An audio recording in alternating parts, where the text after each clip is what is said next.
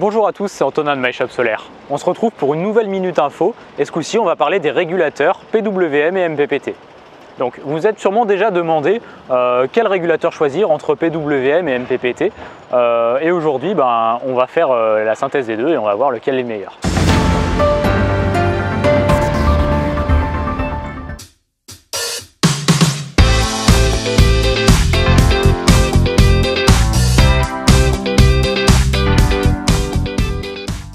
Donc, je vous propose de commencer directement par les régulateurs PWM. Donc on a deux modèles qui sont tous les deux Victron. On a celui-ci, donc ça c'est l'ancien modèle de régulateur PWM, donc le PWM Lite, et le nouveau modèle donc un peu amélioré avec un écran LCD et des prises USB. Donc c'est très pratique pour charger son téléphone, alors que l'autre on n'avait pas de prise USB. Également on note que sur le nouveau on a un radiateur à l'arrière donc pour évacuer la chaleur, alors que sur l'ancien il n'y en a pas. Et une finition un petit peu meilleure puisque sur l'ancien on était que en plastique, alors que là on est un mélange plastique-aluminium, donc qui est quand même plus sympathique. Quand est-ce qu'on met un régulateur MPPT et quand est-ce qu'on met un PWM? En fait on met un régulateur PWM quand on a un panneau qui est de la même tension que son parc batterie. Donc ça veut dire que si vous avez un panneau 12 volts, vous pouvez mettre un régulateur PWM si vous êtes en 12 volts côté batterie. Même s'il y a marqué 12 et 24 volts sur le PWM. Donc par exemple si vous avez un parc batterie en 24 volts, vous êtes obligé d'avoir un panneau solaire 24 volts aussi. Voilà pour le PWM, donc c'est un petit peu plus restrictif que sur le MPPT, on y viendra plus tard. Le régulateur PWM en fait c'est un bon compromis si jamais vous avez des panneaux de faible puissance, typiquement jusqu'à 100 watts et pour des petits besoins. Donc si c'est pour charger un téléphone ou si c'est pour à la limite une petite glacière, mais jamais au-delà.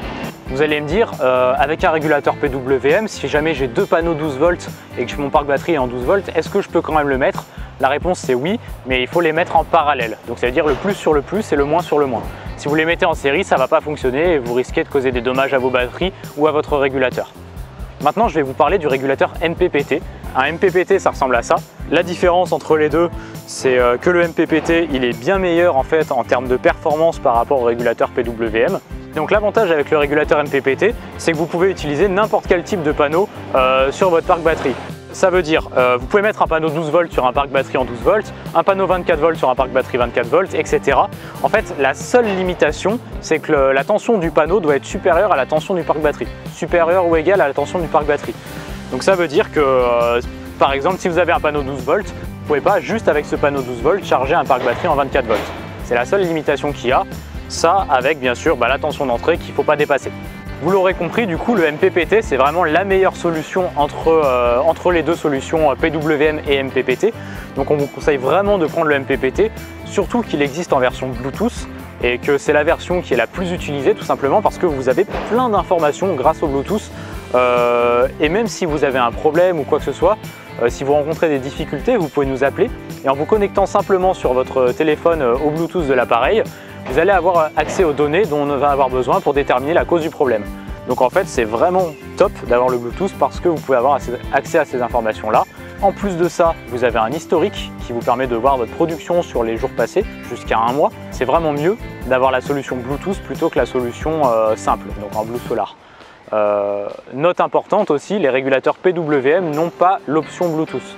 Donc c'est pas possible d'avoir un PWM avec le Bluetooth, même avec un Smart Dongle. Ah oui, j'oubliais.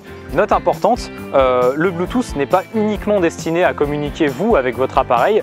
Les appareils Victron Bluetooth communiquent aussi entre eux pour s'échanger des données et encore optimiser votre système. Ce qui permet d'avoir des batteries qui durent plus longtemps, qui chargent mieux et qui sont globalement plus sécurisées. Avec le régulateur MPPT, on cherche toujours à avoir une tension la plus élevée possible, donc on va plus mettre les panneaux en série plutôt qu'en parallèle parce que ça va optimiser la charge. La seule chose à laquelle il faut faire attention, je le répète encore, c'est qu'il ne faut pas que la tension dépasse le premier chiffre qui est indiqué dessus, donc dans ce cas-là par exemple 75 volts. Merci à vous d'avoir regardé cette vidéo. Si vous aimez, merci de liker, commenter, ça fait toujours plaisir.